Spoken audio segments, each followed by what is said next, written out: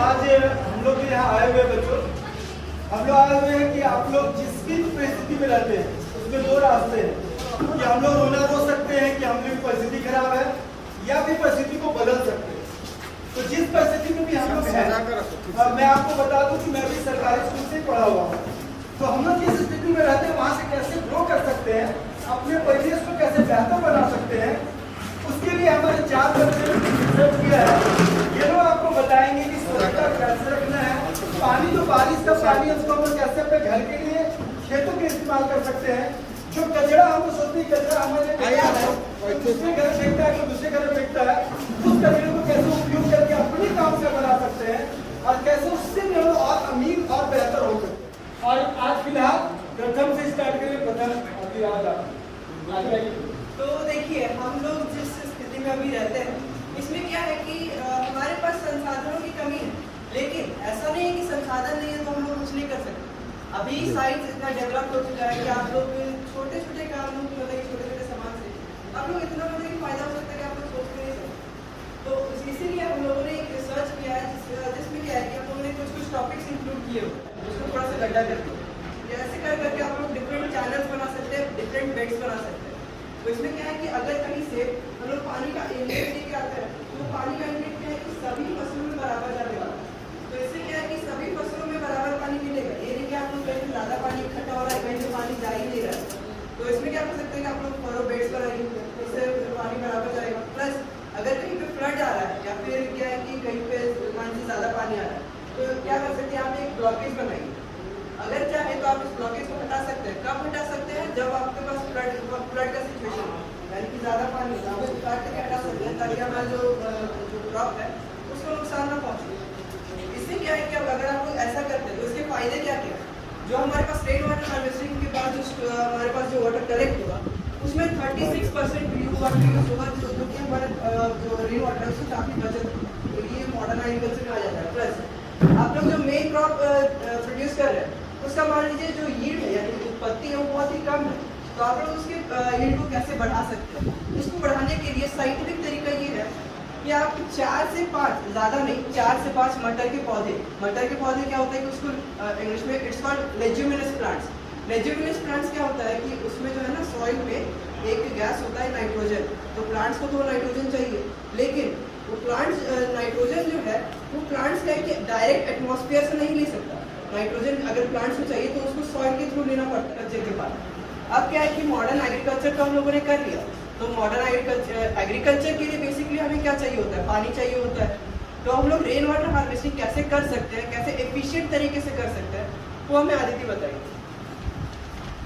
Rain water harvesting यानी जल संरक्षण। जल वाटर हमारे लिए बहुत ज़्यादा जरूरी है, ना कि सिर्फ हमारे लिए, ना ये पेड़ पौधे और सारे जीव जंतु के लिए बहुत ही जरूरी है। दीवार हम लोग आगे खड़ा कर देंगे जिससे वो पानी वहाँ स्टोर हो। अगर ज़्यादा स्लोप नहीं है तो हम हो सकता है तो हल्का सा गड्ढा कर दें कि जिससे ज़्यादा पानी उसमें स्टोर हो जाए। अब उसको स्टोर करना तो सॉइल भी है, वो भी तो पानी लेते हैं। उसको रोकने के लिए हम लोग साइड पे कुछ थोड़े थोड़े पेड़ पौधे उगा सकते हैं जिससे वो पेड़ पौधे उस वाटर को रोक के रखें सॉइल में, उसको कहीं जाने। हाँ, इसको थोड़ा सा सिंप्लीफाइड कर देते हैं। घर के छत के लोग कैसा बनाया जाता है? तो पानी एक जगह से पाइप से निकल सकता है, तो घर के पास वाला पानी भी हम कलेक्ट कर सकते हैं। सेम उसी तरह देखिए, कभी भी बारिश होगी तो आपका गांव बस्ती कोई भी होगा उसमें एक जगह से पानी ज़्यादा बहेगा। देखते होंगे ना, किसी गांव के एक किनारे से ज़्यादा पानी बहेगा, क्योंकि हम लोग पठारी एरिया में, ये पूरा छोटा नागपुर प्लेटू कहा जाता है, पठारी एरिया में हम लोग जहाँ डाउन है वहाँ नेचुरली पानी ज़्यादा जा रहा है। तो जहाँ नेचुरली पानी ज़्यादा जा रहा है तो गांव में आपके घर के आसपास में वो ज़्यादा जा रहा है। अगर नहीं तो गांव की किस तरह से ज़्यादा जा रहा है वो, तो ये पूरे गांव का कलेक्टिव है। आप अपने घर के लिए कैसे बचा सकते हैं? तो हम लोग भी करते हैं, अपने छत से कहीं से पाइप लगा दिए, बारिश का पानी कलेक्ट करिए, काम कर लिए। लेकिन कलेक्टिव करना है तो पूरा गाँव या बस्ती का पानी जहाँ से बह रहा है वहाँ नींव डाल के ऊपर तक आप पत्थर बना दीजिए गोल, वहाँ पर धीरे धीरे पानी कलेक्ट होने लगेगा, वहाँ पानी रिसते रहेगा। इसलिए बड़े बड़े पेड़ लगा दीजिए, उससे वो पकड़े रहेगा, उस पानी को संरक्षित रखेगा। वहाँ से आप तालाब में भी पानी ले सकते हैं, वहाँ पर आप मछली पालन जैसा भी काम कर सकते हैं। और वो पूरा का पूरा एक स्ट्रक्चर है कि किस तरह से पूरे गांव को हम डेवलप कर सकते हैं। वो स्टेप थर्ड आप लोगों को वेस्ट मैनेजमेंट और गार्बेज स्टोरेज, जिसमें आप लोग देखते हैं कि ग्रामीण क्षेत्रों में कहीं भी कूड़ा कचरा कहीं पे भी फेंक दिया जाता है, जैसे प्लास्टिक भी कहीं पे फेंक दिया जाता है, साग सब्जी भी कहीं फेंक दिया जाता है, पेड़ का भी अंश भी कहीं फेंक दिया जाता है। उसके लिए आप लोग 3 डब्बे डाल सकते हैं, पेड़ का कोई अंश डाल सकते हैं, प्लांट्स मटेरियल वो आप 3 डब्बे में डालिएगा, देखो वो रिसाइकल हो जाएगा, डिकम्पोज हो जाएगा, उसका भी आप उत्पादन कर सकते हैं बायो प्लांट्स की वजह से। और आता है थर्ड आपको ड्राई नॉन बायोडिग्रेडेबल वेस्ट जो ब्लू कलर का होता है, जिसमें आपको रिसाइकल नहीं होता है, जिसके लिए हम लोग को भेजा जाता है कहीं और केमिकल ऑथोरिटी में या कहीं पे भी भेज सकते हैं। इसलिए कूड़ा कचरा कहीं पे मत फेंकिए, कहीं डब्बा में फेंकिए, वो एक जगह ठीक रहेगा। आप लोग इसका यूज कर सकते हैं बायोगैस प्लांट जो बायोडिग्रेडेबल जो डिकम्पोज हो सकता है, वो आप ये देख सकते हैं फोटो की वजह से दिखाएंगे। तो देखिए हम लोगों ने कचरा तो इकट्ठा कर लिया, अब इस कचरा का आप लोग तो समझ रहे होंगे ये तो कचरा है, इसका हम लोग यूज कहाँ पे करेंगे, इसका हम लोग प्रॉफिट कैसे ले सकते हैं। तो आप लोग बस ये समझिए कि जो कचरा है इसको आप ऐसे एसिड देख सकते हैं, कैसे देख सकते हैं वो इसमें देखिए। आप लोगों ने हरे डब्बे में बायोडिग्रेडेबल वेस्ट जो है वो इकट्ठा कर लिया, अब उसका यूज कहाँ पे है? उसका यूज होते हैं वो जो होते हैं वो ग्राउंड लेवल के ऊपर होता है, और जो तीसरा चेम्बर होता है ना, जो मेन चेम्बर है वो ग्राउंड लेवल के नीचे होता है। तो यहाँ पे देखिए ये जो पहला चेम्बर है, इसमें आप लोग को क्या करना है कि जो ग्रीन जो बायोडिग्रेडेबल वेस्ट है, जो ग्रीन डब्बा का वेस्ट, उसको आप लोग इस चेम्बर में डालिए। इससे क्या होता है कि यहाँ पे एक जो स्लोप है उसके थ्रू से ये जो वेस्ट है वो यहाँ पे आएगा। यहाँ पे क्या है कि कुछ जो है वो बैक्टीरियाज है, कुछ माइक्रो ऑर्गेनिजम्स है जो कि इसको बहुत तेजी से गलाने का काम करेंगे, यानी कि इसका कंपोस्टिंग बहुत तेजी से होगा। अब अगर ये सड़ेगा तो इसमें से क्या है कि इसमें से गैस रिलीज होगा, उस गैस का नाम है मीथेन।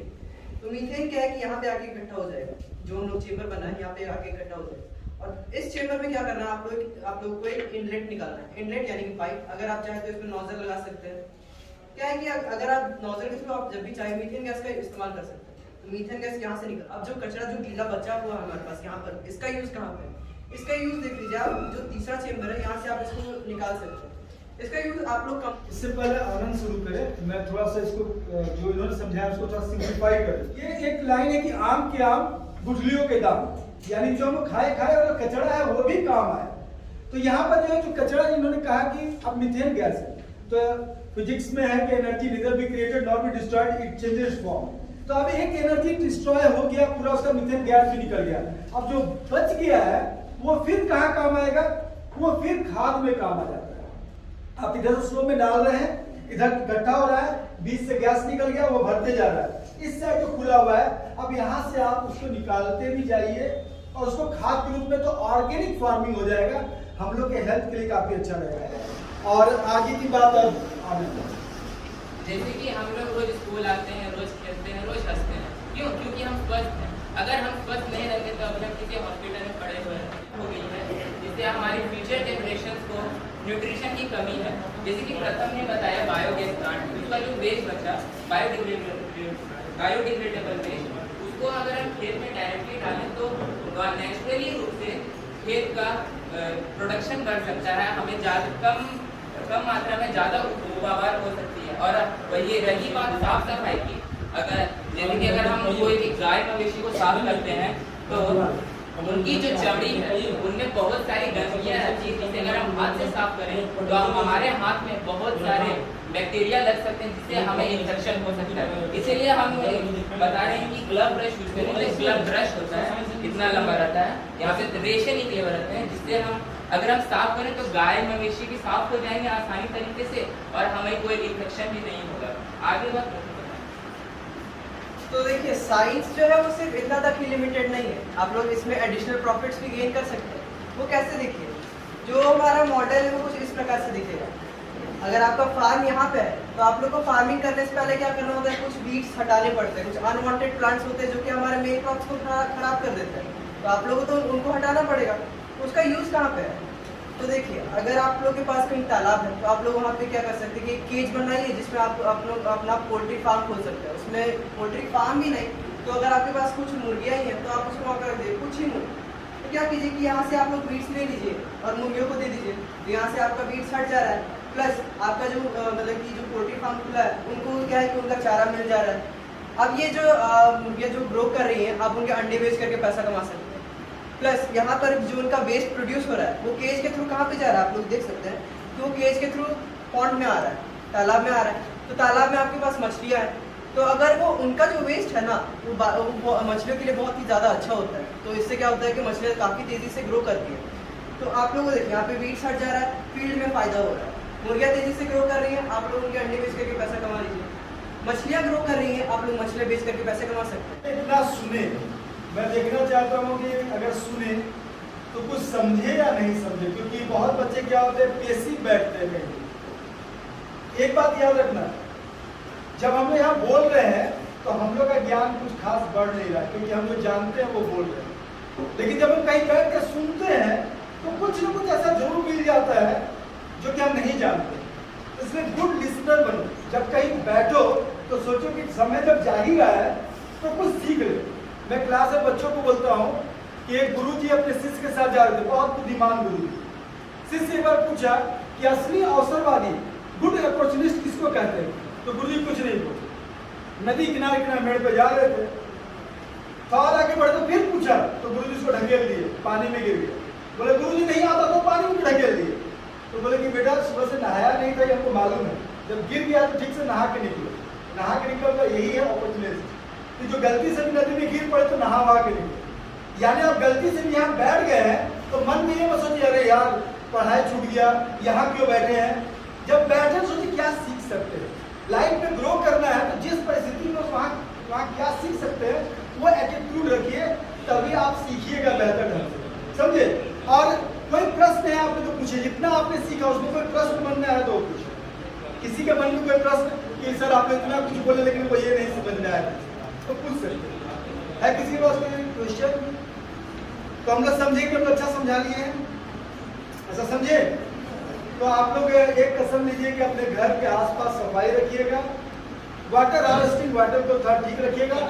और बाकी मैं जो है चाहूँगा कि सर है मिश्रा सर आए तो शब्द कहें यहाँ पर आगे। दो शब्द कहें, बच्चे जो आए मेहनत की है कितना बोले।